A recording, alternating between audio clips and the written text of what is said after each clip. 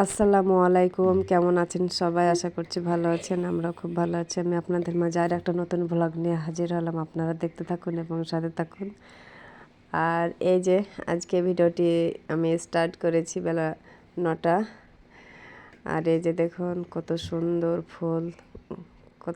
ফুল ধরেছে। আর এগুলো হচ্ছে সব কুমড়ো গাছ, পাতাবাহার।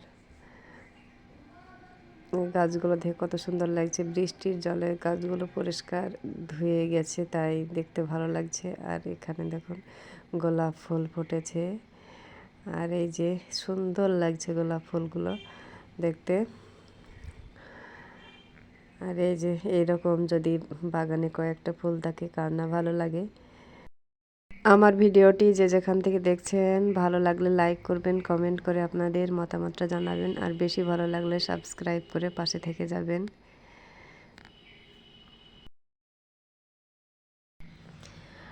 আর এই যে দেখুন আমি দুপুরে রান্না বসিয়েছি। আর অফ ক্যামেরায় আমি বাসি কাজ, সকালে সমস্ত কাজ, নাস্তা সব করে ফেলেছি। তারপরে আমি দুপুরের রান্না শুরু করেছি। আর গ্যাসের এক উনানে ভাত হচ্ছে, আর এটাতে আমি আলু দিয়ে ঢ্যাঁড়স ভাজা করব। তাই এখানে কাঁচা লঙ্কা আর পেঁয়াজ কুচি আমি ভেজে নিচ্ছি।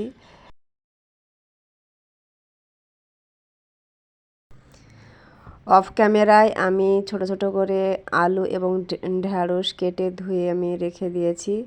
আর তারপরে আমি লবণ দিলাম, আর এতে আমি হলুদ দিব।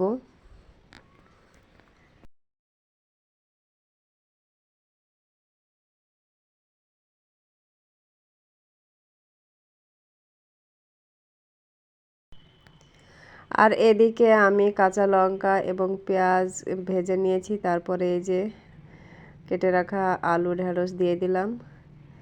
এবার আমি একটু নেড়ে চেড়ে রান্না করে নেব।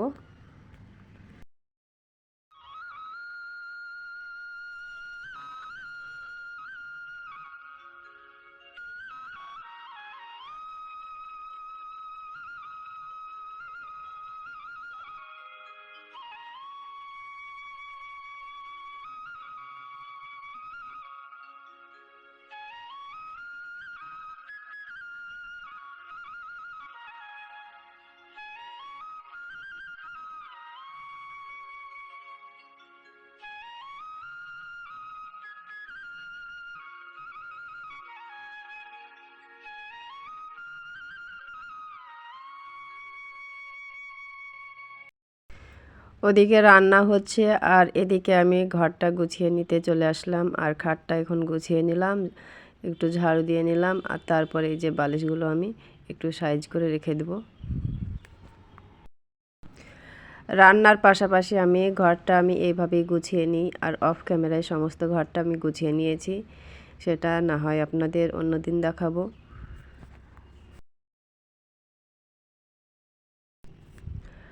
আর এই যে আমি চলে আসলাম আবারও রান্নাঘরে। আর ঘরটাও আমার গোছানো হয়ে গেছে। আর এদিকে আমি ফ্রিজ থেকে মাংস বের করলাম, মাংসটা এখন গরম করব। এটা হচ্ছে কুরবানির মাংস, রান্না করে ফ্রিজে রেখে দিয়েছিলাম। আর ওদিকে হচ্ছে মাছটা যে গোছ খাবে না সে মাছ খাবে, তাই দুটোই আমি বের করলাম।